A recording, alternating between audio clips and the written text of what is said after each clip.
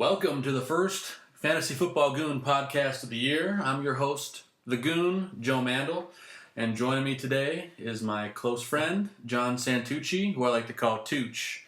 Welcome to the show, John. Hey, Joe. Thanks for having me. Hey, no problem, man. So this week's podcast, we're going to be talking a little bit about, we're going to go game by game and talk about matchups and guys that we think should be in your lineup. We can work our way from the top to the bottom. Starting tomorrow night, Thursday, we have Miami at Cincinnati. John, who do you like in that game? Well, for week 4, Miami's backfield is a bit of a mess. Yeah. Tannehill is almost averaging 300 yards a game. Andy Dalton is averaging over 300 yards a game, but he only has 2 touchdowns through 3 games, which is a little bit alarming considering you have A.J. Green on that roster. Yeah, I mean, for a guy that was drafted as a top 5 wide receiver, I mean, aside from week 1, he really hasn't done much. Right. In Miami, you have to, like Jarvis Landry, and he's a target monster. He is 3rd in the league this year with 35 targets through 3 games, so he's almost averaging 12 targets a game. Yeah, I mean, when you're looking at a fantasy receiver, I mean, that's what you're looking for. A guy who's going to be consistently targeted, a guy that's going to catch a high percentage of those balls, and a guy who's looked for in the red zone. And Jarvis Landry covers all 3 of those criteria. Right, he's 24 receptions, 314 yards, and 1 touchdown. And behind him, of course, is A.J. Green with 22 receptions and 295 yards, 1 touchdown. So those 2 for Thursday night are probably must starts. Of course, Thursday night historically for fantasy has not been kind to fantasy. Yeah, I mean, it's normal. In this case, I mean, you got a bunch of running backs that for both sides of, Cincinnati and Miami. I mean, you have guys who you can't really trust. I mean, Jeremy Hill's been consistently inconsistent, as has Giovanni Bernard. I think you got to like Jeremy in this matchup. Miami's 31st in the league against the run. Yep. I think it's a good matchup for Jeremy Hill. Oh, I agree that if you have Jeremy Hill, you should definitely start him against Miami. I'm just saying, you got to keep your expectations in check with him because matchups don't always equal points for him, sadly. Right now, Miami's backfield, I think, now that Arian Foster's probably not going to play, I think Kenyon Drake is probably the running back. If you're pressed with running backs, you need to press one into service. I think Kenyon Drake is, I think, at 13. He had the bulk of the carries last week. Yeah, and Jay, I don't even know how to say it right. Ayaji is. Jay Ajayi. Yeah, he's the goal line guy, at least from what I saw last week. Right. And then Tyler Eifert, of course, for Cincinnati, not expected to play. He's close, though. I mean, that's a guy, Tyler Eifert, if he's out there on the waiver wire for some reason, he's a guy that once he comes back to that lineup can make an immediate impact and a guy who you're going to want to target as soon as he's healthy. I definitely agree. I think he's probably snapped up, though. Most leagues he is. I'm in one league that he's not owned right now. Dashed like Le'Veon Bell. Yeah, that'd be something, right? If Le'Veon Bell's not owned. He's definitely owned, I'm sure. 99%. Yeah, for a guy that was drafted in the first round, most likely. I don't know. Jordan Cameron might be out for Miami, so I don't know who is taking his place at tight end. I never really thought about a Miami tight end. Yeah, I mean, none of the Miami tight ends are even do very well. I mean, I liked Cameron going into last year, but he's done absolutely nothing in that Miami offense. I mean, you got Landry, you got Devontae Parker, and I mean they take up a lot of his targets. Right. I think Greg Jennings is still there, if I remember correctly. Yeah, I think your main tight ends who are getting most of the targets are not on Miami. Yep, I'm not starting any tight end in that game. Right. But we pretty much covered all the guys that are worth starting in that game, so we can start moving on to our matchups on Sunday. The first game at 9:30 in the morning Eastern time, 8:30 Central, over in jolly old England. You have in the Indianapolis Colts against the Jaguars, who apparently the Jaguars are the home team out there. Right, and that's probably because the owner has long professed his love for moving the team to London. Right. And Goodell's,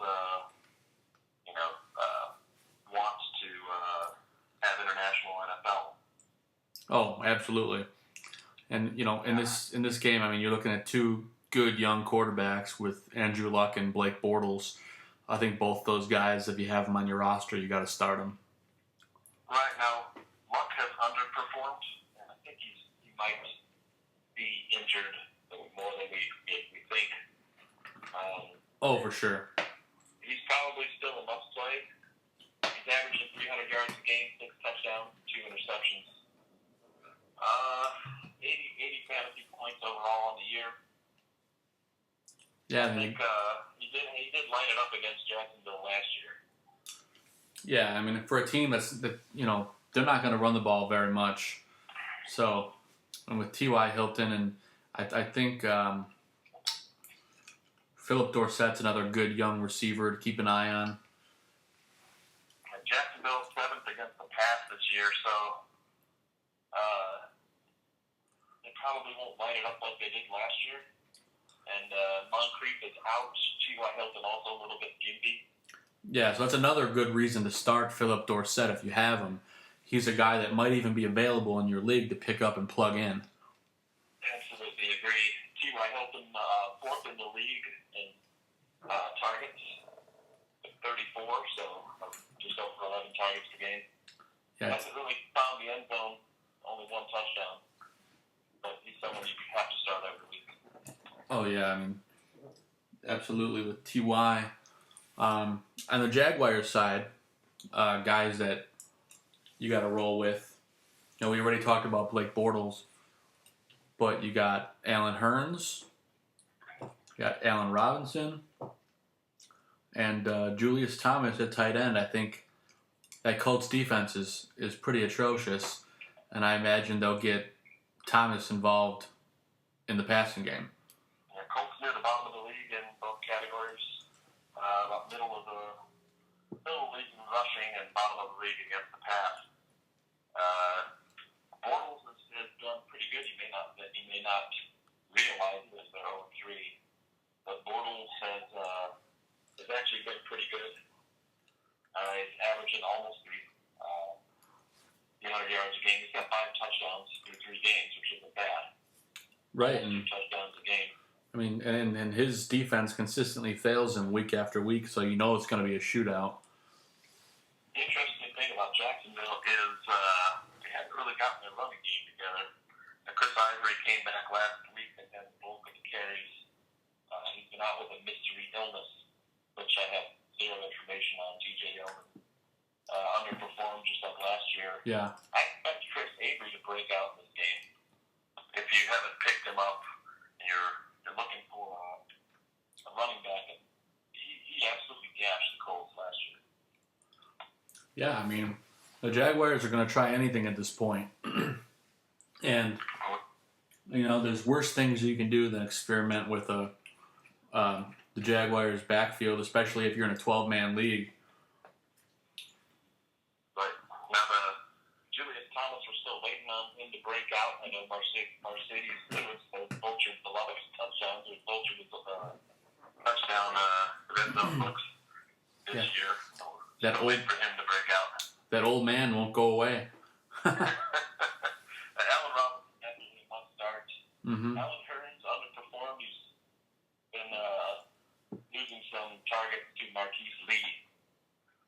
Yeah, there's another guy that keeps popping up in their passing game. It was a high draft pick, I think. Never really did anything. Yeah. Maybe this year. Well, they've got a lot of faces, a lot of young faces on that team, so it's going to change week by week. Robinson's going to get targeted, but besides that, you never really know. Must start. He's 31 targets through 3 games, just over 10 targets a game, 2 touchdowns. The Colts tight end situation, we all kind of thought Dwayne Allen was going to be the guy, and he's been sort of put to the side by Jack Doyle. Yep. Who I didn't know anything about really before the season, I have to confess. Just never heard of him. He just kind of broke onto the scene. I mean, Luck seems to like him more than Allen. I think so, too. So if you were a Dwayne Allen owner, you might want to think about switching to Jack Doyle. I think Allen's been a little bit gimpy as well. He's just coming back from injury, yeah. So, I mean, that could be a factor, but he's still getting the targets. Doyle is, so that's valuable. Right on. Well, it looks like we covered most of this game. Yeah. Move on to the next game, Titans at Texans. Yep. I mean, I don't know about you, but I don't want to start really anybody on the Titans, except for DeMarco Murray and maybe Derrick Henry. DeMarco Murray, I think, is a must start every week. Yep. He is, especially if it's PPR, you're looking for receptions and rushes that he gets more from. Yep. Now, Delaney Walker underperformed. I think he's been a bit injured. He's definitely been injured. I believe he's questionable for this week still.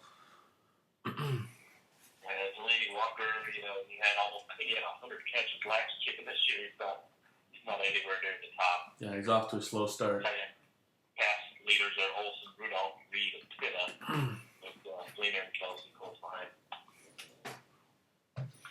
Yeah. And Houston, I know you've been shy about their defense, especially since we got news today that J.J. Watt will be out for the season. Yeah. They're still a good defense. They're near the top of the league. They are the top defense against the pass, allowing only 151 yards per game. Against the run, they've not been so fortunate. So maybe DeMarco Murray was a pretty good start. Yeah, I like DeMarco Murray this week.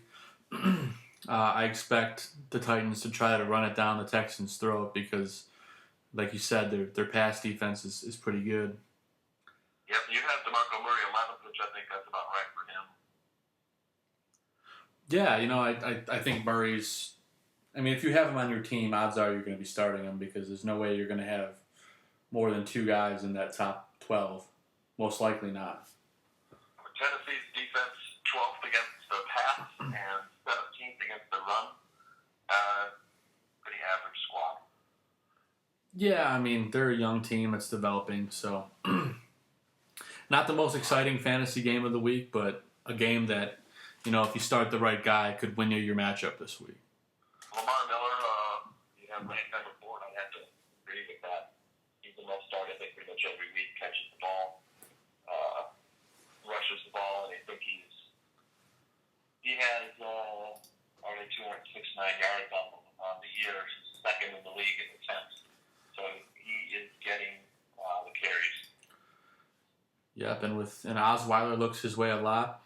So, between him and DeAndre Hopkins, another must-start wide receiver.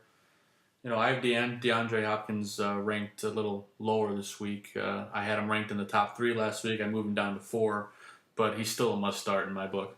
Right, he hasn't really made the connection that we saw last year that Hoyer had with DeAndre.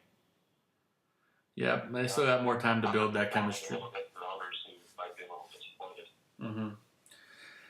Yeah, I just for the amount of targets he's going to get, that's why I have him ranked so high. If he can catch a good majority of them, I expect him to have a good week. 9 catches a game. Yeah, it's still a darn good player. Oh, for sure.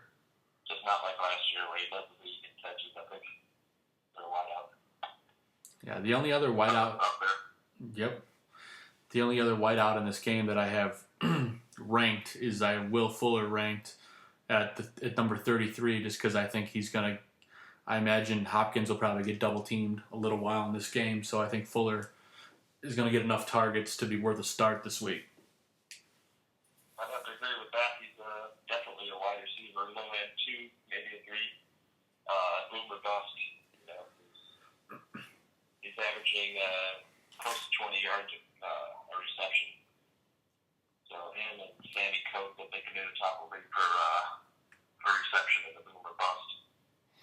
Yep. Both those guys, boom or bust for sure. So looks like we covered the most of that matchup. We'll move on to the Browns at the Redskins. Yeah, fantasy wise, it might be exciting. Maybe not as the actual game. For the Browns, I mean, you don't have a lot of fantasy relevant players in the Browns. Josh Gordon is still suspended. He's due to return next week. So that could be exciting depending on what they do with him. It's interesting, yeah. Terrell Pryor kind of burst onto the scene last week with doing everything, rushing, passing, receiving. That's definitely an interesting start if you're thinking about Browns receivers. Yeah, I mean, Gordon comes back, it might definitely change. While Cody Kessler is back there, they like to have Pryor in the quarterback position above the Wildcat. Yep. And I still think Pryor will be relevant when Gordon comes back, just because Gordon's going to face a lot of double teams and let Pryor kind of be on his lonesome. And Pryor's a big, tall, strong guy, and that's why he gets so many targets. Excellent point. Against the rush, Washington near the bottom, 25th in the league. So Isaiah Crowell getting the bulk of the carries over there might be a sneaky play. Yeah, I like Crowell and Johnson both in this game just because of the matchup.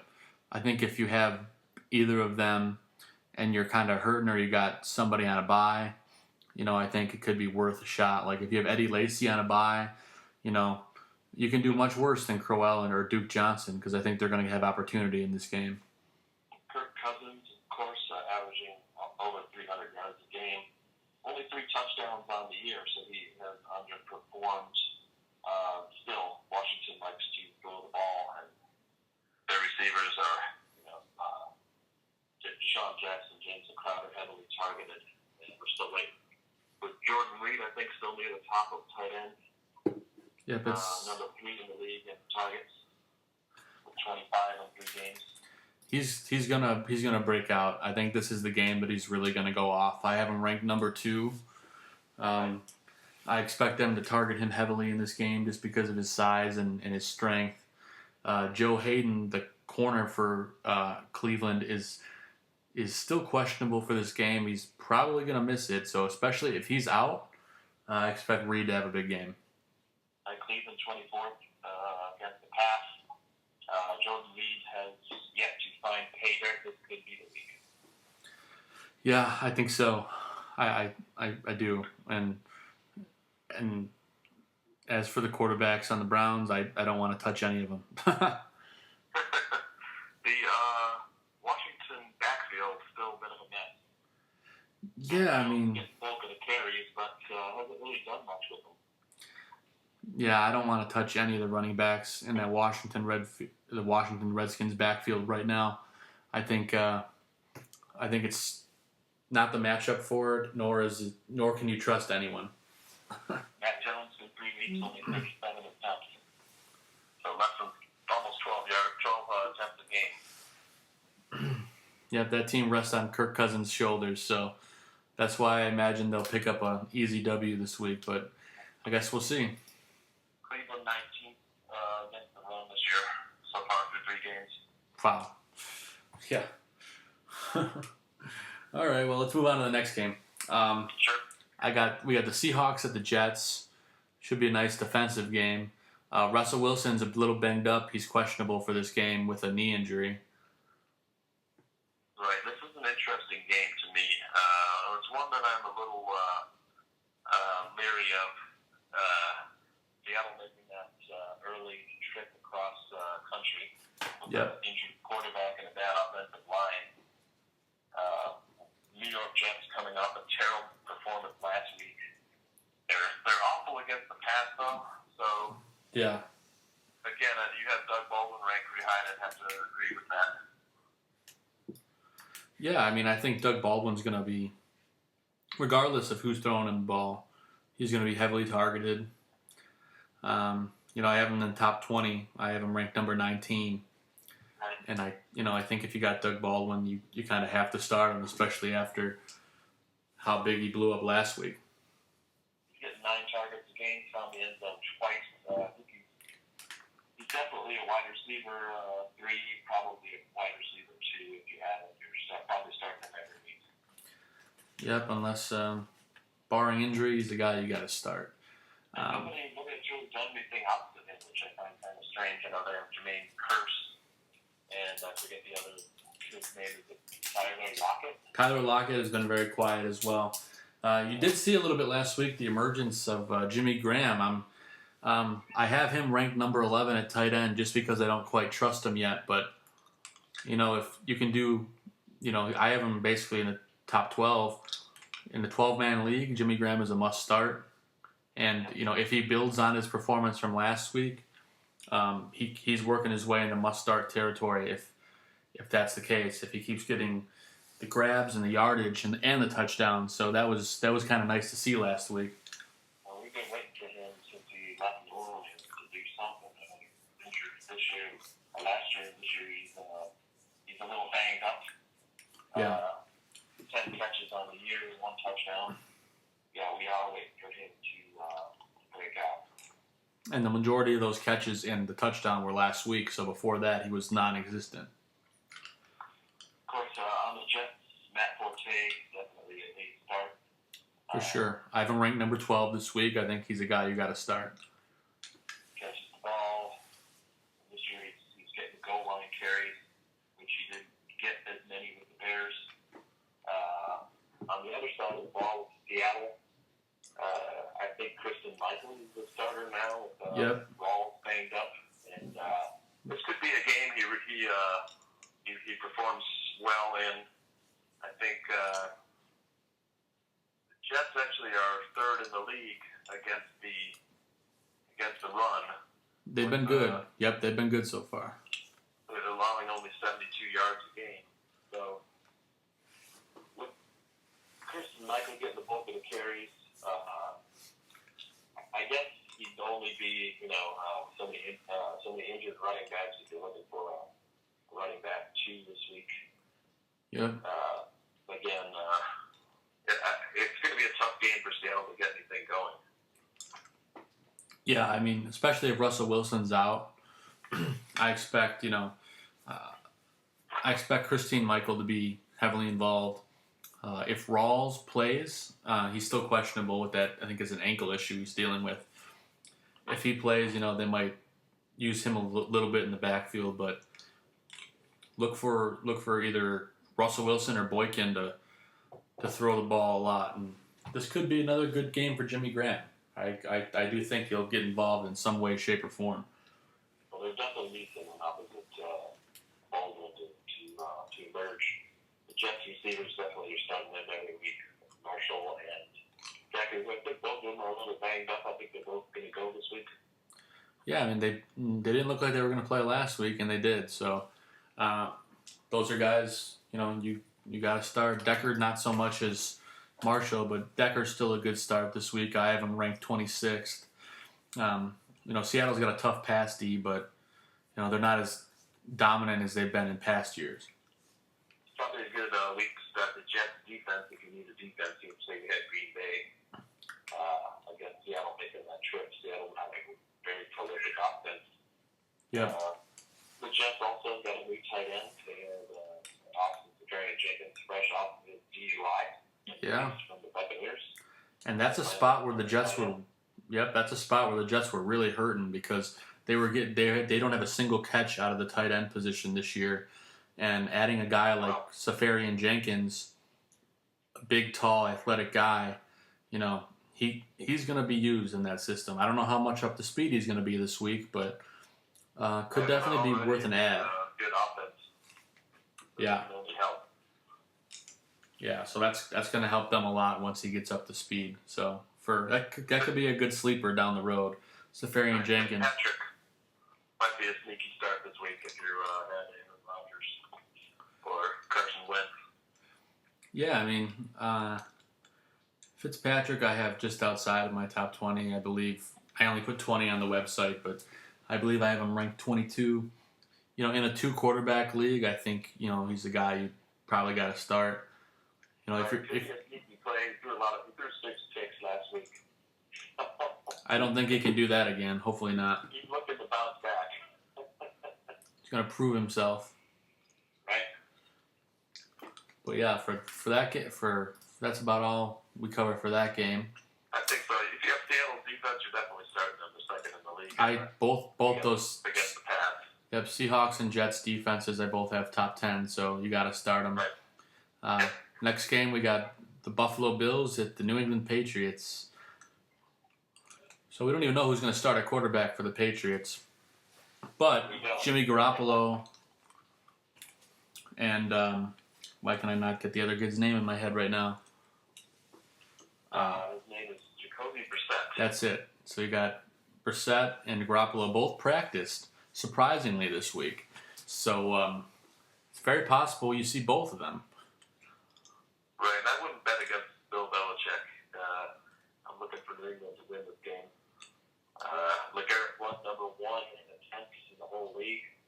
And in rushing yards. Goal line touches for running backs. He's a definite must start. Yeah, he's been outstanding to start the year, and he leads the league in rushing. So LeGarrette Blount, you got to start him. 4 touchdowns, hasn't caught a pass yet, but with 4 touchdowns on the year, you don't really care. Right. 75 rushing attempts, so getting the ball 25 times a game. And that's what you're looking for out of your running back, that 10. Yep, I mean, I think the dynamic of the Patriots will change a little bit once Tom Brady comes back. I think they'll be more of a passing team, but this is the last week that I think they're really gonna try to run the ball a lot. So I think Blunt's a great start. Julian Edelman and Rob Gronkowski, both guys you're gonna start probably if you have them, but I don't have high expectations for them in this game really. Edelman I have ranked 31. So, I mean, there's better guys you can start just because you don't know what their game plan is going to be this week. Right, Gronkowski, no catches on the year. He's been injured with a hamstring. Last year against the Bills, he ate him up. So this could be a week where you draft it if you draft him high and want it in there. You're definitely playing it this week against the Bills at home. Yeah, I mean, I have him ranked at number 8 this week just because, he was active last week. He didn't play. And he hasn't caught a ball yet. But I think if he's active and you have him on your team, I think you just have to start him because of the potential. I mean, if you don't start him, you have the potential of leaving 30, 40 points on your bench, and you just can't do it. That's right. When do we start playing the New England wideouts, Joe? When do we start playing them? They haven't done much, is what I'm saying. As soon as my friend and colleague Tom Brady comes back. That's right. Do we know when Deion Lewis is due back? I know he's on the top list. Yeah, he's on 8 weeks. He's eligible to come back week 8. And who knows what kind of shape he's going to be in at that point. But the closer we get to that, the updates we get on his status, he could be a good guy you can pick up and stash. That's exactly what I was thinking. A lot of people, he carried them for the before he was injured last year into the PPR demon. Yeah, Deion Lewis is a very talented man. On the other side of the ball, Buffalo kind of a mess. They haven't had good quarterbacking. LaShawn McCoy has been the only bright spot. Yeah, he looked really good last week. He's got 48 rushing attempts on the year, 3 touchdowns, 11 catches on 13 targets. So he's kind of DeMarco Murray light. Yeah. If you have him, you're definitely starting him every week. Still waiting for him to break out. New England a little bit vulnerable against the run. They're 11th in the league against the run. They're allowing 90 yards a game. Yeah, I mean, the pass, New England is 19th in the league, allowing 271 yards a game. I mean, both the New England defense has been pretty impressive throughout the first 3 weeks. I have them ranked number 6 just because that Buffalo team is so inconsistent on offense. You never know what you're going to get. It's a good call. probably won't be that high scoring of a game unless, New England takes advantage of a bunch of Buffalo mistakes, which they're quite capable of doing. Yeah, it's very possible. Either way, you got to start the Patriots defense. Yep. I wouldn't start the Bills, but if you're desperate, you could do much worse. Right, 20th on your list. Yeah, that's I ranked 20 teams and they're at the bottom, but they're still above a handful of others. So at 22nd in the league against the pass, and against the run, they're 14th in the league. So not too bad. Now we go on to the next game. We got Cam Newton and the Panthers visiting Matt Ryan and the Falcons. So you have a good defensive team against a good offensive team. So I think it'll be an exciting game to watch. Right, last year at home, Julio Jones 11 catches, 178 yards against the Carolina defense. So this year without Josh Norman, probably a big game for Julio. Yeah, Julio's a guy you got to start every week. I still have him ranked, relatively high this week. I have him ranked number 6. So if you have Julio Jones, you're going to start him. I mean, Matt Ryan's looking his way all day. Although I was shocked to see him on Monday night. I believe he finished the game with 1 catch. So that was... He went to bed. He did. Matt Ryan injured? I thought I heard something about Matt Ryan being a little gimpy this week. His finger, he hurt his finger a little bit yesterday, but he looked to be all right. Carolina, of course, you're starting the Carolina defense every week if you have them. Yep. Cam Newton, you're starting every week if you have him. The backfield without Jay Stu, it's a mess. Yeah, I have Cameras. I can't even talk to myself. Cameron Artis Payne. I actually have him ranked in the top 20 at running back this week. I like him against Atlanta. Their defense has not been fantastic against the run or the pass. It's been pretty bad, actually. So he could be a nice spot start if you need somebody. Right, Atlanta giving up 120 yards a game. They're 22nd in the league. Carolina, of course, you are starting Calvin Benjamin every week. He's a big man. Even after that goose egg last week. He got shut out last week, didn't he? He did, but I expect him to bounce back in a big way against this secondary of Atlanta. Right, I think he was targeted in that game. Yeah, he was. Didn't come down with anything. Yeah, I have Benjamin ranked at number 14, so I'm expecting big things out of him. He's just so big. He is. He's a big man. But the other two... Greg Olsen, you're starting every week. I actually have him ranked at number 1 at tight end this week. I think he's going to go off. Excellent. I mean, he gets targeted. He's a big guy. You saw how they got run over by everyone on the Saints on Monday, so I expect the same thing against Carolina. As for the other wideouts for Carolina, I don't think you can really trust Devin Funchess or Ted Ginn Jr. So unless you're desperate, I wouldn't touch any of those guys. Atlanta 29th against the pass, 313 yards a game. So definitely there's going to be some yardage catches for Olsen and company. Mm-hmm. And then, besides Julio Jones, I think Jacob Tamme at tight end could be a nice bye week replacement. I mean, he's getting targeted a lot, and he's getting red zone targets. He's not putting up a ton of points. A lot. What's that? He has been targeted a lot, so it's surprising to see. Yeah. Jacob Tamme getting his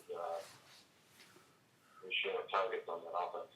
Definitely. And, Mohamed Sanu is another guy, a receiver on Atlanta, who, if he's questionable again for this game, but if he plays, he could take a little bit of the spotlight away from Julio Jones, because you imagine Julio's going to face some double teams. And I like Mohamed Sanu in this game if he plays. I just have him ranked so low because he's questionable. But if he plays, I think he can do well. He does have a knack for finding the end zone. That's also a good play. Flex or wide receiver 3 if you make a deal. Yep, I would agree with that. The Atlanta backfield now. Both those guys, I love them. It's kind of Freeman over 70 catches last year. But the guy they're throwing to is Tevin Coleman. I think he's been relatively shut out. Broke out last week. So did Coleman. Of course, they're playing the Saints defense. How do you like them in this game? I love them for the season, but I'm not high on them for this game. I have them both ranked relatively low. I have Freeman ranked at number 18 and Coleman ranked at 26. With that said, there's still guys that you're probably going to start unless you have some other options higher up on my list. But that Carolina run defense has been pretty stout. That's right, 90 yards per game. Devontae Freeman, I think a lot of people, he was one of the top running backs, if not the top running backs with PPR last year. Owners disappointed this year. Yeah, especially because Tevin Coleman's been coming on so strong. I know I mentioned this to you last week, is that I think eventually Coleman at some point this season might take over that starter's role, but either way, both of those guys are fantasy relevant and you want to have them. Right. Next year, I think, is the year to draft Coleman higher than Freeman. Yeah, definitely two great young running backs in Atlanta. It's a shame they don't have the defense. Right. But let's move on to the next game. We got Oakland at Baltimore. Got Derek Carr versus Joe Flacco.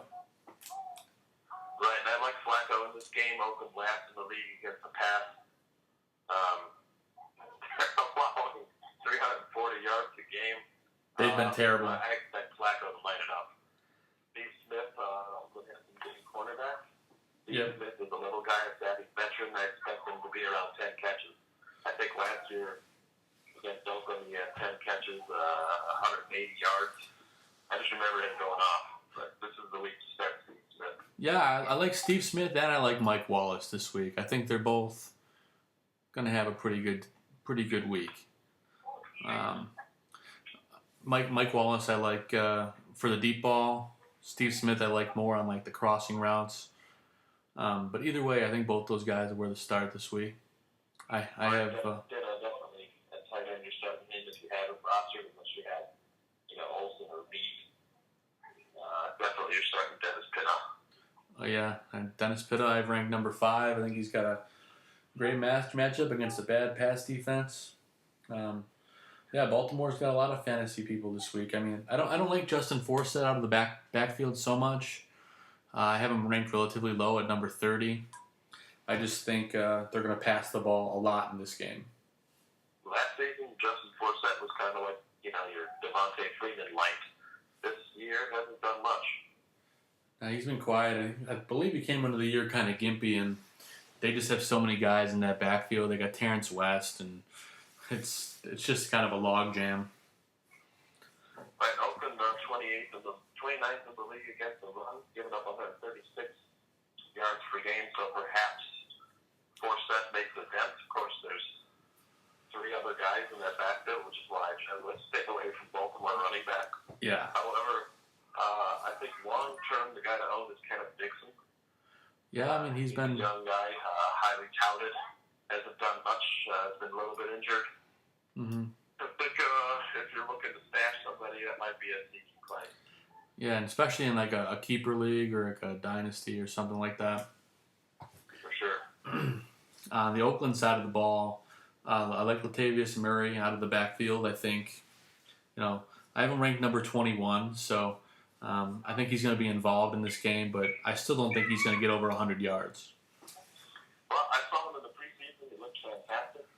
And then Jack Del Rio decided to play 2 other guys also. Yeah. That started to look like Baltimore's. Yeah. Yep, it's a tough play. Of course, you're starting Amari Cooper every week. Yeah, he's he's a great young receiver. Kid's got talent. I have him ranked number 15. I think you got to start him if you own him. And then Michael Crabtree kind of has faded a little bit. Yeah, he's faded. Sure, I like the Oakland wideouts that much this year. Baltimore's defense has been surprisingly good. Against the rush, they're 8th in the league. And against the pass, they are 3rd in the league. So not taken in your league, I would try and acquire Baltimore's defense. Yeah, could be a good flyer this week, especially if you're hurting. But yeah, I mean, I had Michael Crabtree ranked number 28th. I mean, he's boom or bust. You take the shot, you take a chance with it if you start him. But we're still waiting for Oakland tight end to emerge. We are. I have him listed on the website as a bit of a sleeper for the season, but I still think Clive Walford is going to come around. He's an athletic, tall guy, 6'4". He's still developing. He's still learning his game, but if you're looking for in a keeper league or dynasty, something like that, Walford's a guy that you could pick up, and I think give it a year or two, and he's going to be really, really good. Derek Carr, he's facing a tough Baltimore defense against the pass. Only allowing 168 yards per game. So Derek Carr, you might want to look elsewhere if you have another quarterback. Yeah, I ranked Derek Carr at number 13. There's, I'd start Flacco. I'd even start Andy Dalton over him. So I think this week Carr's going to struggle a little bit. Flacco, I think you have towards the top 11th overall. Yep. Against that, I might have ranked him a little bit higher. I expect him to go nuts against that terrible Oakland defense. I like Flacco for about 300 yards, 2 or 3 touchdowns this week. Yeah, if you play daily fantasy, if you do like DraftKings or anything like that, I think Joe Flacco is going to be a good value in any of those. So he's definitely a guy you can get for cheap that's going to help you. Yep.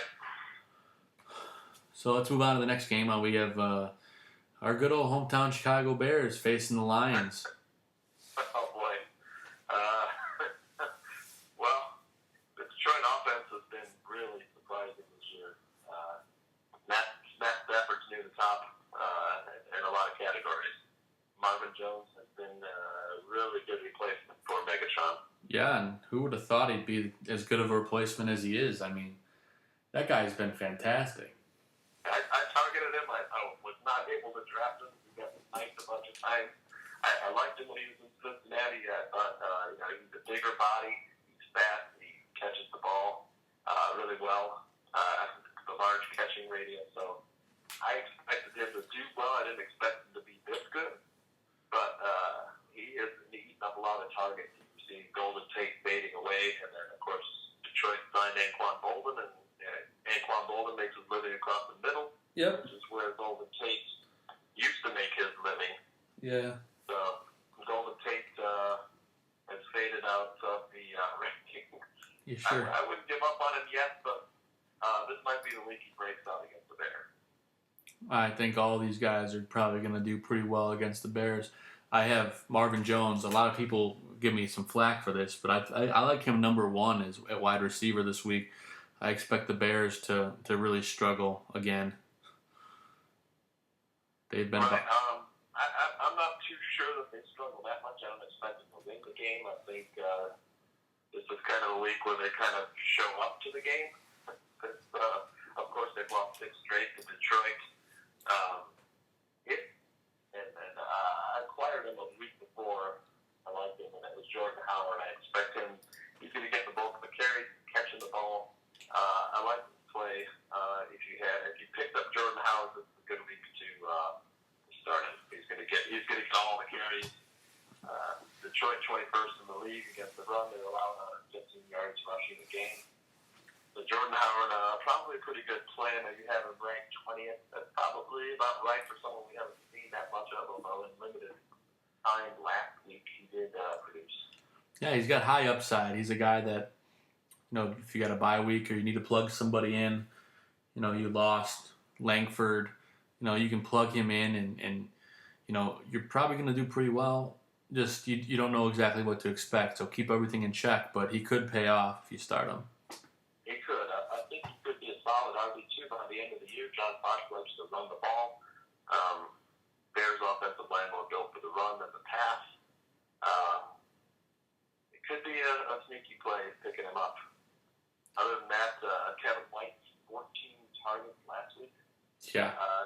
Could be another good week for him. Detroit,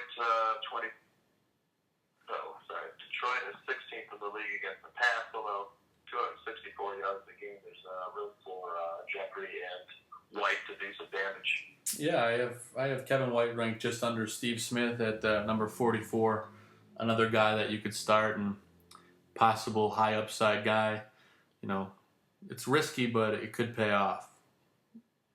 Zach Miller broke out for 2 touchdowns last weekend. This week, looks like he might be a solid play if you have him. Yeah, I mean, you have him ranked 13th.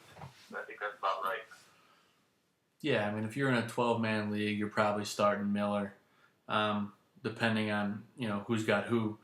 But Miller could be a guy that's going to get targeted heavily, especially if I know I believe Jeffrey's still a little bit banged up, as is Eddie Royal. So Miller is going to get targeted. So it's just a matter of if he comes down with the balls. Well, you and I both know Chicago's defense terrible against the run. Yeah. So Detroit, Dwayne Washington is the new running back in Detroit. He actually looked pretty good last week. They also have Theo Riddick, who had close to 100 catches last year. Yeah. So either one of those guys might be a really good play. Yeah, I have Riddick ranked. I do have Dwayne Washington ranked. I have him ranked at 31. Riddick at 23 just because of the pass. But yeah, both guys could be solid plug-and plays. So Chicago banged up on defense. So many starters out. I like anyone going against the Bears right now. Detroit Lions defense might be an alright play here if you had Philadelphia or Green Bay against banged up Chicago team. Especially with Hoyer, Mr. Interception in the backfield. Right, Eric Ebron also a solid play this week. Chicago has not covered the tight end well. No, not at all. That's why I have him ranked number 7. I think he is going to at least score a touchdown this week. I think so too. It's a good play. But now that we covered that, let's scoot on to the next game. We get the defending champs, the Broncos, facing the Buccaneers in Tampa Bay. Right on. This is a game I actually kind of don't like, but for picking who's going to win. But for fantasy, I think it's going to be great. Jameis Winston, it's the team that likes to throw the ball. Yep. The Denver, tough defense. But I think if Jameis Winston is on, of course, you're starting Mike Evans every week. Yep. On the Denver side of the ball, Trevor Siemian had a very good game last week, but fantasy-wise, it didn't look as good as the stats. Yeah, I agree. He underthrew the ball a lot. He was a bit erratic. But that said, he's got 4 touchdowns. Yeah, I like Simeon's matchup this week. I have him ranked number 14. As for Winston, I have him just outside my top 20. I just don't think he's going to be on. But the amount of volume he's going to throw the ball, you gotta start Mike Evans, and I think Vincent Jackson could be a good flyer if you're really looking for someone, because he's going to get targeted for the deep ball. Right, Jameis Winston, near the top of the league in attempts. He's got averaging over 300 yards a game. He's got 8 touchdowns. So Drew Brees is the only other guy with 8 touchdowns. So Jameis Winston, I think, is getting to be one of those guys that you're starting every week from a fantasy perspective. Even against Denver, Denver's 4th in the league against the pass, only 178 yards per game. And against the run, they're getting gashed a little bit. They're 27th in the league. So, how do you feel about Tampa Bay's running game? Well, you got Doug Martin, who's not going to be playing. He's out for, I think, 3 to 4 weeks. So Charles Sims coming out of the backfield. He's a nice guy you can kind of plug and play. I mean, that Denver defense hasn't been as good against the run. With that said, I wouldn't expect the world out of him, but Charles Sims should be good for, roughly 70 yards, and I think he's probably going to score a touchdown. Maybe catch him. And he catches the ball well on the backfield. Yeah, took the words out of my mouth. I was just gonna say he'll probably catch a few balls out of the backfield. So especially in a PPR league, I like Charles Sims this week. I have him ranked at 22. Could with he could do a little bit better than that too. So Tampa Bay falls behind. He's not going to get as many carries. But yeah, you're right. He will be catching the ball out of the backfield. Their tight end on Tampa Bay, Cameron Brake, he's been heavily targeted. I think over 20 targets. Yep. So for a tight end, that's really good. Yeah, I mean he's a guy who hasn't really been in my rankings very much, and he's starting to climb his way up. I have him ranked number 19. Just because of the amount of targets.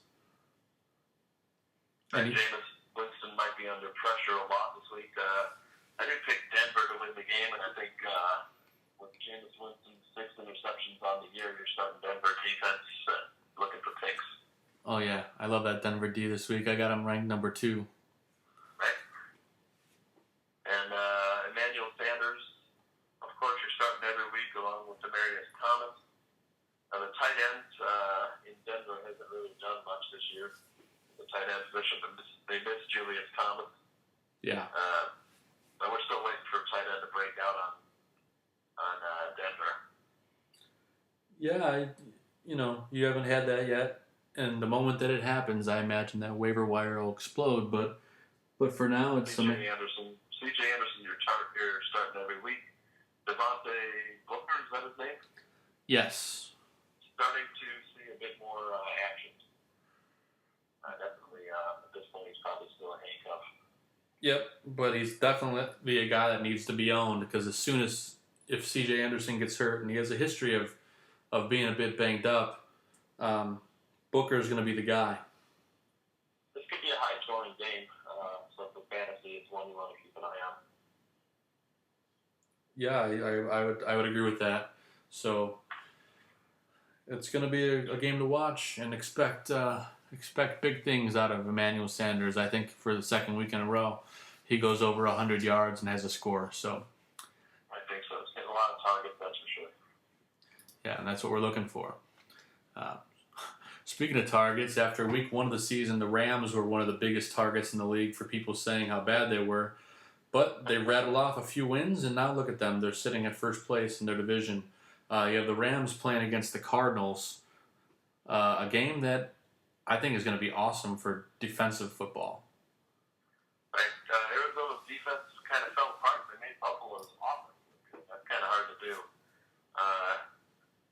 Arizona, you think will turn it around this week? I do. I expect them to have a huge week. I have them ranked number 1 just because Case Keenum has not looked very good throwing the football at all. And I expect Arizona to have probably 2 or 3 interceptions in this game. Los Angeles 17th against the pass, 266 yards per game. And against the run, they're 16th, allowing 100 yards per game. So it's vaunted Ram defense, really not as good as we think it is. No, I mean, their secondary has been better than the run game, but I still have the Rams ranked at number 10, just because it seems like Arizona can be a bit turnover prone, especially after last week. Right, their offensive line had a little bit of trouble. Carson Palmer has been under some pressure this year. Still, he's got some good guys to throw to. Yeah, I mean, Larry Fitzgerald, another guy who every year you think he's going to get old and not be good, and he still starts to hang in there. I mean, I have Larry Fitz ranked number 25. I think he's going to have a great game. Sixth in the league in targets at 32 over 3 games, so about 11 targets a game, 3 touchdowns already for Larry. Again, he's the guy you're starting every week. Yeah, I mean, I really thought this was going to be the year that Michael Floyd breaks out. He hasn't done anything yet. This could be the week if he plays. I know he's questionable, but this could be the week Floyd finally finds pay dirt, and the LA secondary might let him squeak out if they pay too much attention to Larry Fitz. Los Angeles pretty good on the road in divisional games. Still, I think Arizona, after being embarrassed on the East Coast, they're going to come out and be a little bit angry, ready to take it to the Rams. Also, John Brown, kind of taking a backseat to Jerron Brown, the other Jay Brown on that team. Yep. When do we see Don Brown break out? I've been waiting, man. I've been waiting and waiting and waiting. All year I thought he was going to be fantastic. Last year I waited for him to break out. He's a boomer bust guy. This matchup, people might forget about him. So this could be the week where he finally does something because he hasn't put up much so far. He was injured for a lot. I think he missed most of the preseason. This year also been a little bit banged up. So he could be due for a breakout game, and this might be it. Yep. Arizona's defense has not really been as good as we think it's been. Against the run, they're giving up 133 yards a game. So I look for Todd Gurley to get a big load this week.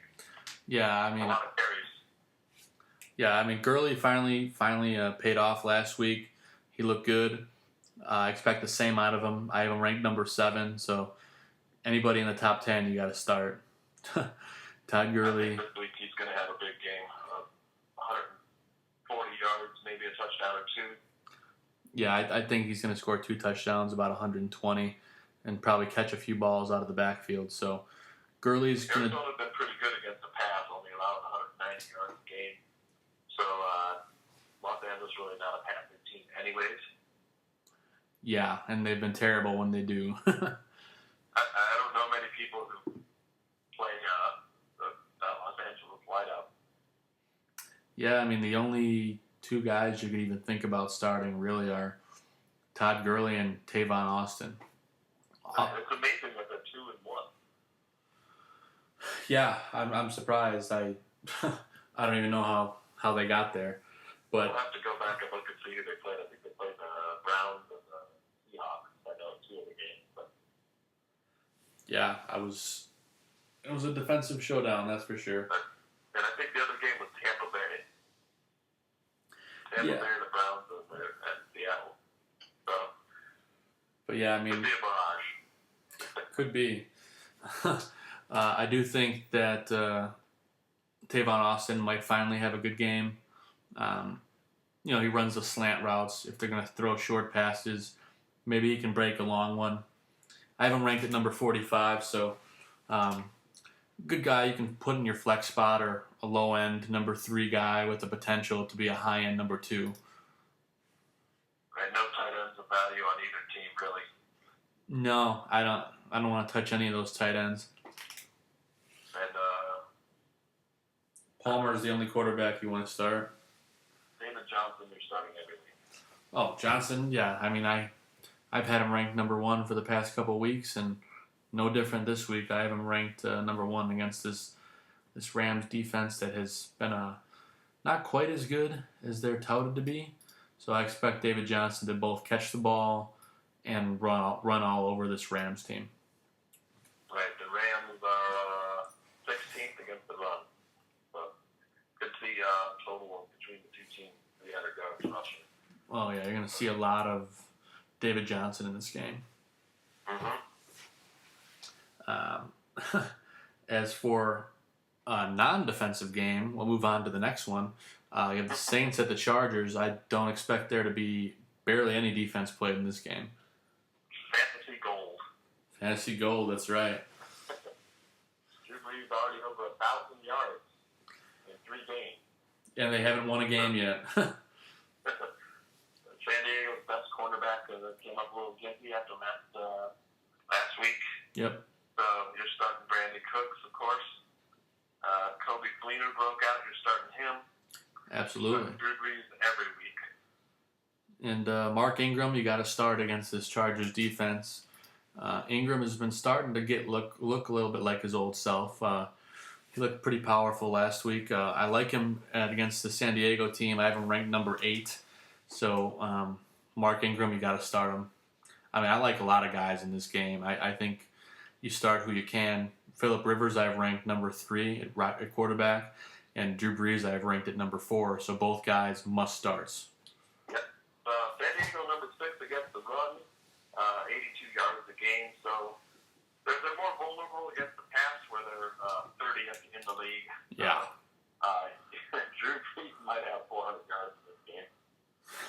400 yards, 4 touchdowns.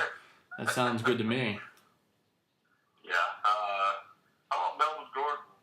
He really has benefited from losing Danny Woodhead. He has. He's looked pretty good, too.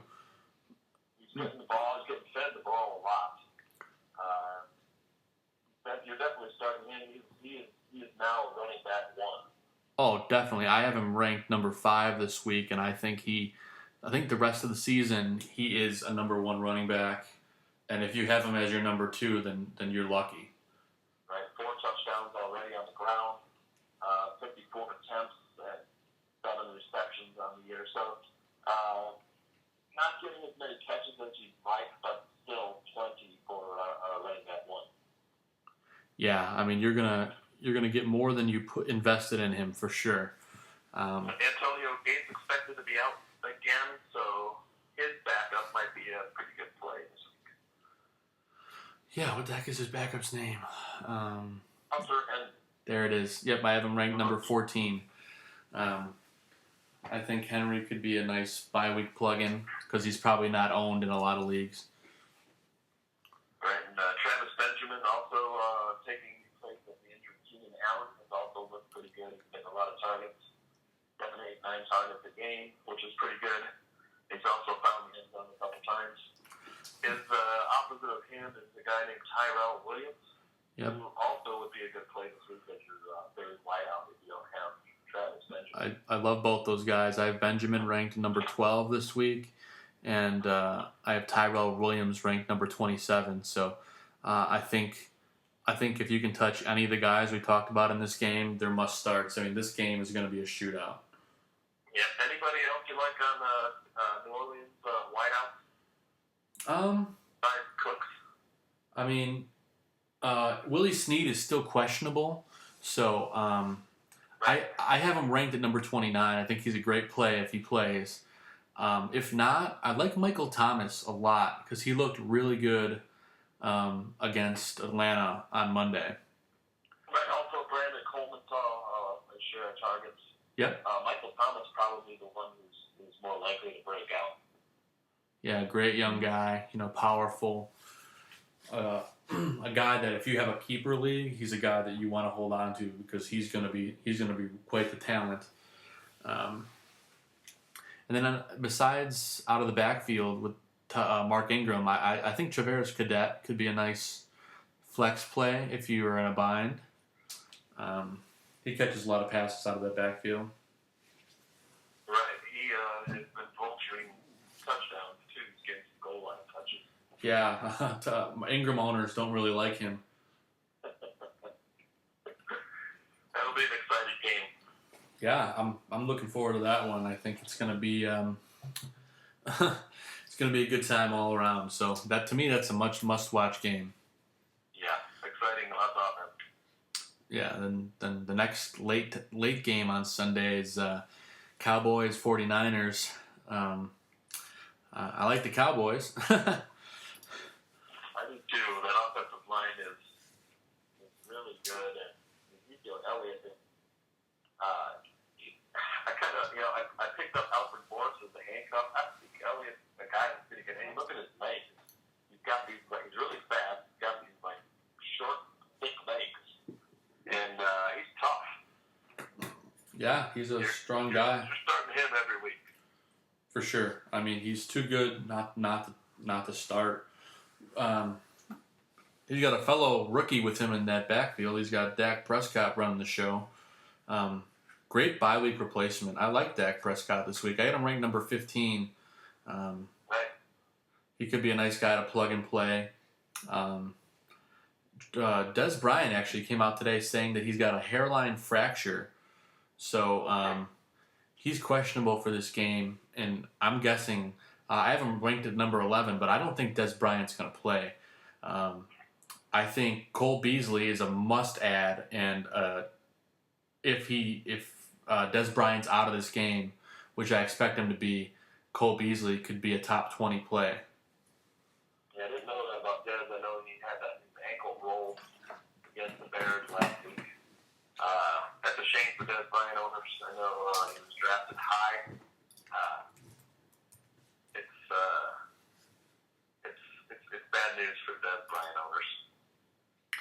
Yeah, I mean, he's got the hairline fracture, which is apparently in his knee. Let's see. But I guess he's not ruled out of the game yet, which is kind of bizarre to me.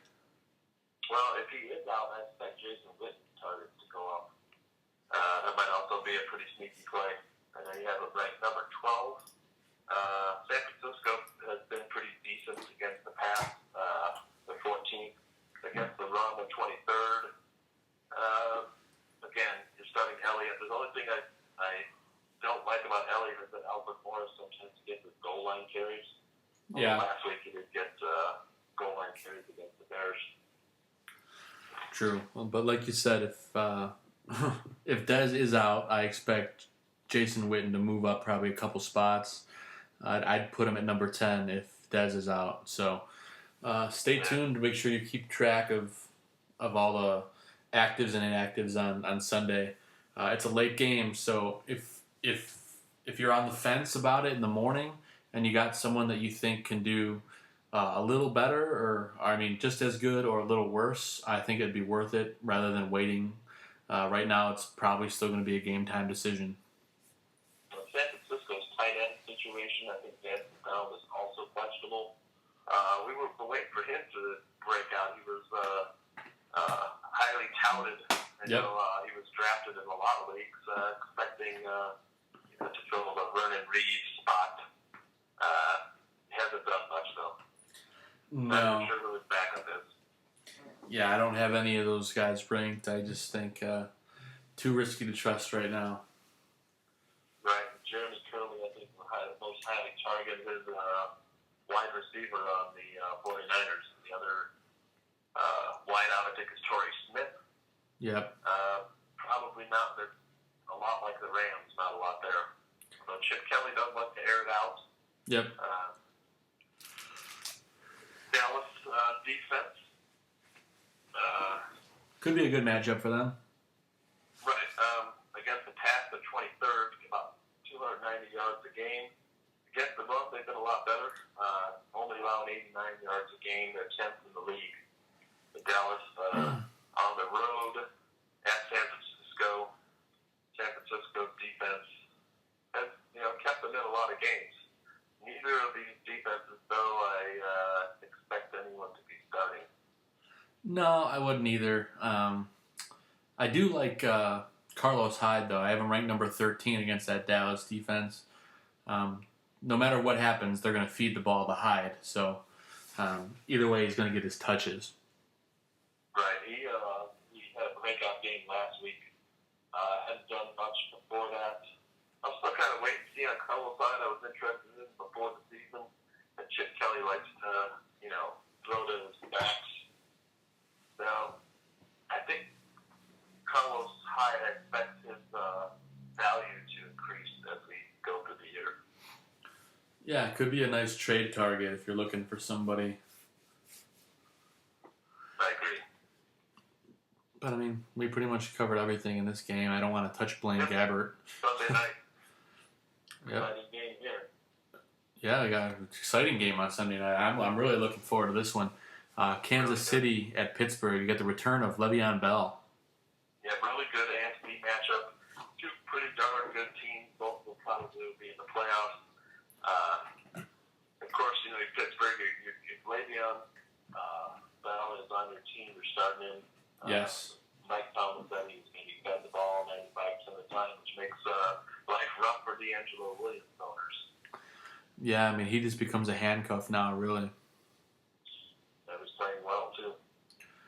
Yeah, well, it's probably good for him because he's a little bit older and he could probably use the rest. Antonio Brown, number 1 in the league, receiving 40 targets, the most in the league. A must-start every week. Absolutely. I have him ranked at number 3 this week. I think he's going to have a great game. Big Ben looks his way often. That was part of the problem last week is he stared him down, and that's why he got so beat up last week. Right. Kansas City, pretty good against the pass, against the run. They're 123 yards a game against the pass. They're 11th, 225 yards a game. The Kansas City defense has played pretty well last week against Jets, 6 interceptions. So Antonio Brown may draw Marcus Peters, Yep. who might be the number one quarterback in the league. AFC Defensive Player of the Week.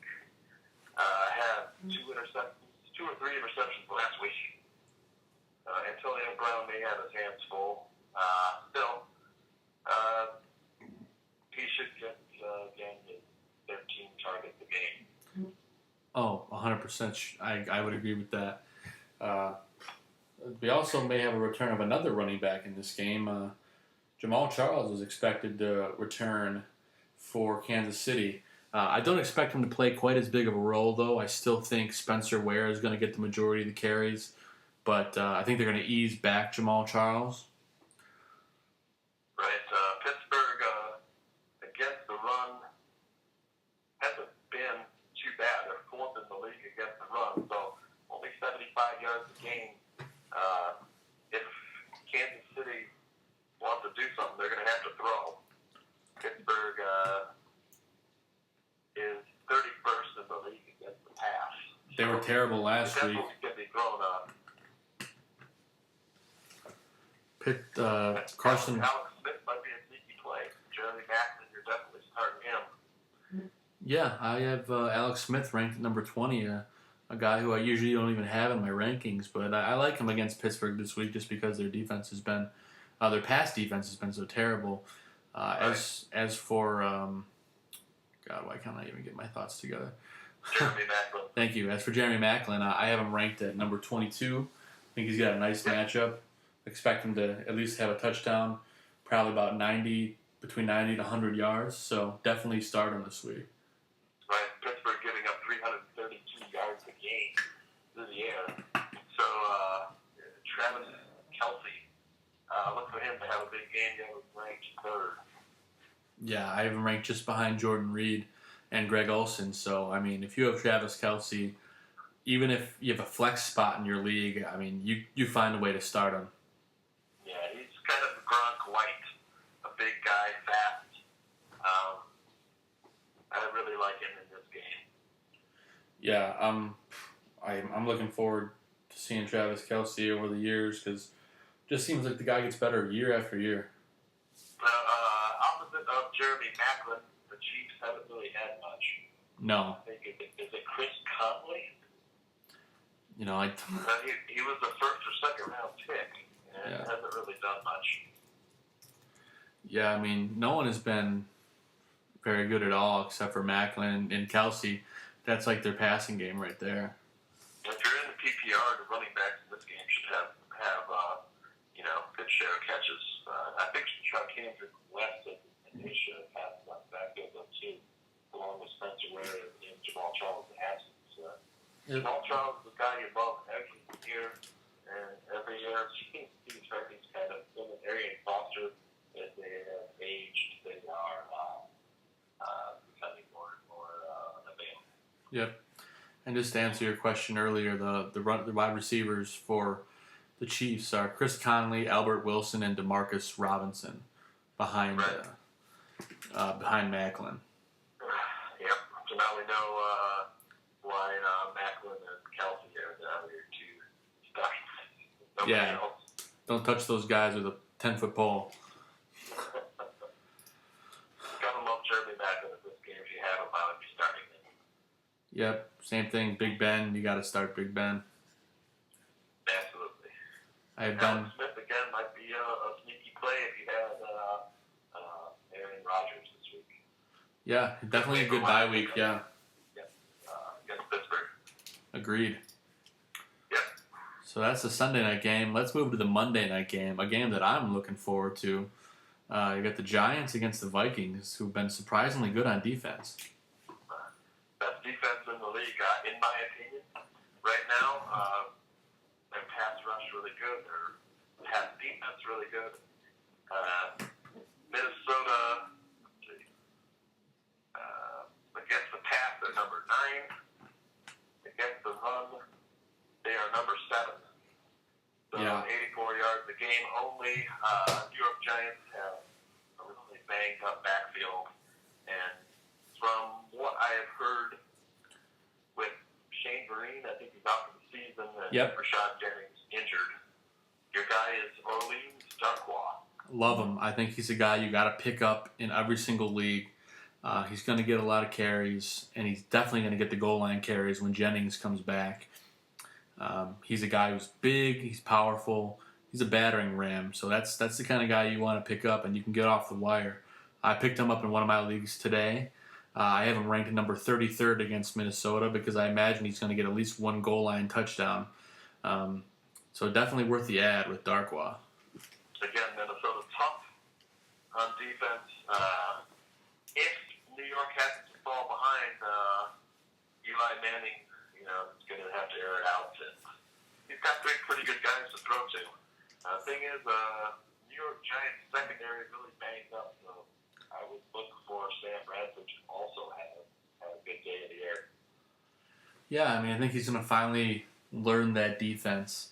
I don't have enough confidence in Bradford to put him in my top 20, but he's just outside of that.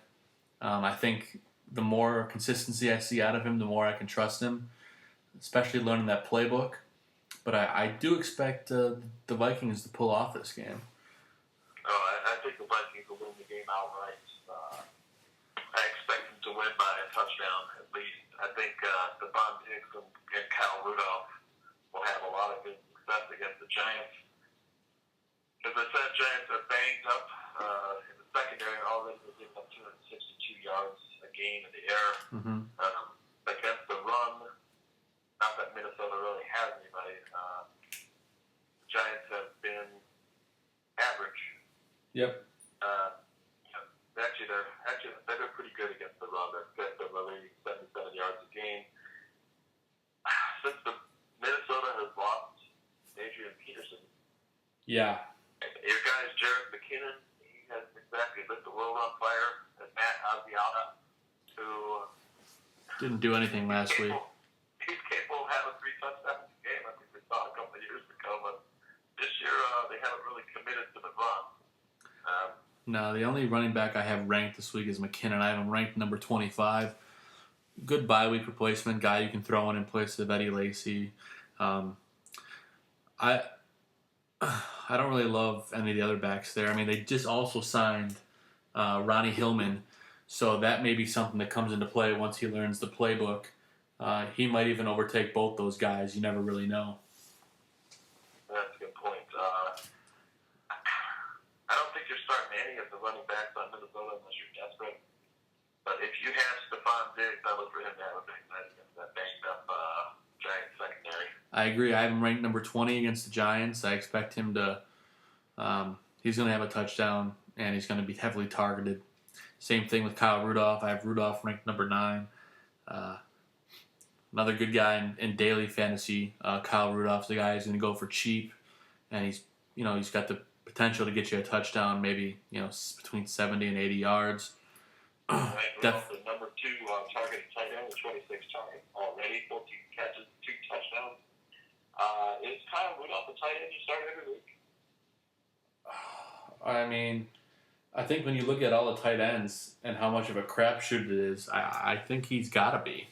I'd rather start him over a guy like Gary Barnidge right now. Barnidge has been so inconsistent. At least Rudolph's getting the targets. Absolutely. He's number 2 in the league. Only guy higher than Kyle Rudolph in targets is Greg Olsen.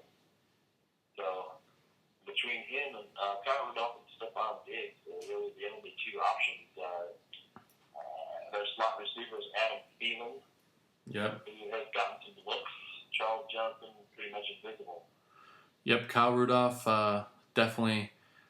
Now he's got a good quarterback. Same thing with Stephon Diggs. So now that he's got a guy with a heck of an arm throwing him the ball, I expect big things out of these guys going forward. Next year, Sam Bradford's still on the Vikings. Who starts, Bridgewater or Bradford? Probably Bradford. I think he fits their offense better. I agree. And who knows if Bridgewater can even continue his career. It's a shame. Really is. That's a gruesome injury. And Minnesota's defense, of course, you are starting if you have them. Absolutely. The Giants also might be a pretty good play in this game. It's Monday night. Anything can happen. This is true. Primetime people act differently. I do not have the Giants ranked at all in my top 20, but I do have Minnesota ranked at number 5. Actually, you have the Giants at 18. I do, actually. I'm looking right at it. Apparently, my eyes can't read. It's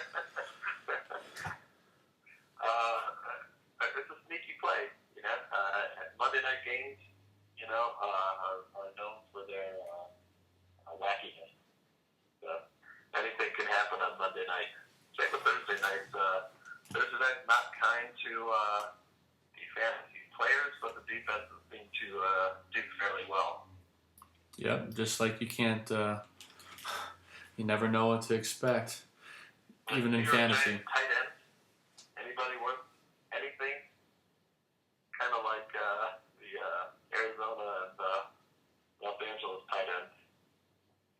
Yeah, I mean, there's not a whole lot of tight ends out there. I mean, Daniel Fells on Arizona might be worth a look, but you know he's not consistent enough. The Giants last year, I think we had Larry Thomas, who kind of disappeared. I know. He's still there. He's famous for having himself on his fantasy team and Yeah. scoring a touchdown. So this year hasn't quite done much. No, not at all. Tight end's a tough spot. Yeah, for the Giants, it's pretty non-existent. Now, the Giants receivers, who do you like over there? I like Sterling Shepard a lot this week. He's consistent. The start of the season, I thought Victor Cruz was going to overshadow him, but he seems to be getting a lot of targets, and Eli's starting to trust him. Odell underperformed so far this year. He hasn't found the end zone yet. Is this the week? Oh, I think this is the week he finds the end zone, but I don't think he's going to have a lot of yardage. I think he's going to score a touchdown and probably have about 65, 70 yards. Right. He made his living mostly in the slot. Now that Sterling Shepard is there, kind of has been overlooked. Of course, Julio Cruz is also is that his name? Victor Cruz. Victor Cruz also works the slot, so we might see Odell Beckham in the slot against Minnesota's lesser cornerback, slot corners. I know they have one really good cornerback that may shadow Odell. Mm-hmm. And of course, the Minnesota pass rush has been very good. Eli has been doing quite well, though, himself, being blitzed. Yeah, who would have thought this far in the season the Giants would still be undefeated? Right. And the Eagles as well. Carson Wentz has been unbelievable. In that division, yeah. Really intrinsically young rookie. Especially after he dismantled the whole town Beggars. Yep, he gave him a beating, that's for sure. Odell, is this the time of year where you are selling Odell high and trying to buy him low? I think if you can buy him low, go for it, because he's going to come around. I think so, too. I wouldn't trade him personally yet. I think it's too early, but if you can convince somebody to do it, go for it. Definitely too early to give up on it, for sure. He's getting targeted 10 times a game. Only 19 catches. He's had some drops. He's due to break out. I think he finds the end zone this Monday. I agree. So we went through all the games. We covered tons of stuff. We've gone for quite a while, but I figured we could end things with a little surprise guy on the waiver wire that you think is going to be worth something. Personally, for me, I really like Jamison Crowder from Washington, wide receiver. He kind of overtook Pierre Garçon for the number 2 spot, and he's been really productive to start the year. I mean, he's got 175 yards receiving, 16 catches on 25 targets. I mean, that's pretty good for a guy that people didn't even know much about going into the year. Right, the little guy's gotten 8 red zone targets, 8 or 10 red zone targets. So he might already be on the radar, but yeah, it's a good pickup. He's getting targeted almost as much as D-Jacks. Yeah, and with Kirk Cousins throwing the ball, they're going to throw a lot. Yeah, absolutely. Another guy on that team Mm-hmm. I look for him to be take away some of Crowder goal line targets. He's a bigger receiver. My waiver wire pickup was I think either Jordan Howard or DeAndre Washington. You can't go wrong with them. They're going to get the bulk of the carries. There's nobody behind either of these guys except for in Detroit. There's Theo Riddick, but Washington has really looked a lot better. Jordan Howard should be on the field for all 3 downs. Yeah. Definitely a guy. Carrying the ball and catching the ball. Any guys you don't love this week that you think should be on the bench? I don't know how injured Matt Ryan is. If it's a throwing hand against Carolina, I probably wouldn't touch Matt Ryan. Yeah, I don't love Matt Ryan this week either. I think Victor Cruz is another guy that you kind of have to bench. And Russell Wilson too. I think I wouldn't touch either. Yeah, I don't like Russell Wilson this week. I think he's banged up. He may not even play, and if he does play, how effective is he going to be? I think this is the week you start Jarrell Pryor before Josh Gordon comes back. I agree. I think Pryor's got to get thrown in. A lot of people are going to be high on Pryor because of his performance last week, and I don't think he's going to let anybody down. If he's available, I would go and grab him. Yeah, in all my leagues, he's already been snatched up, but if he's still out there, by all means, go get him. And I'd pick up the Baltimore defense if they're still available. That's a good pickup if you need a defense. Yeah, they're available in a majority of leagues, so that could be a good streamer for this week. Philadelphia defense. Ryan Matthews, of course, we don't know how injured Ryan Matthews is. His pickup has looked pretty good when he's come in. The Wendell Smallwood. Yeah. He's a rookie. If Matthews is out for an extended period of time, I expect him to get the bulk. Of course, you still have Sproles on the field, but Smallwood looks like he might be a sneaky stash. Yep, and more about the Eagles team. I mean, Carson Wentz is hanging out on the waiver wire in a lot of leagues. Is that a guy you would take a shot on? That's unbelievable. I can't believe he's still out there. If you have Marcus Mariota, I would get Mariota for the win. I wouldn't want to own Mariota in any of my leagues. He's not looked good at all. He has not looked good. So if you have Marcus Mariota, definitely pick up Carson Wentz. If you're waiting for Tom Brady I guess it's too late for that. He's got Wentz on a bye this week, and Brady's back next week. So. And Joe Flacco this week. I love him against the terrible Oakland defense. If he's still out there, I'd pick him up. Mariota. Yep, Joe Flacco is available in the majority of leagues as well. So lots of options this week. Flacco. Yep. Nobody's stuck this week. There's plenty of options to roll with. Right. That's right, Joe. I had a lot of fun. Yeah, man. I'm glad you were able to join us or join me. It's not. We got to do this more often. Anytime, buddy. Thanks for hopping on with us. This was the first Fantasy Football Goon podcast of the year, talking about Week 4 in fantasy. We'll see you guys next week, and good luck in your matchups. See you soon. Thanks again, Joe. See ya. No problem, John. Have a good night.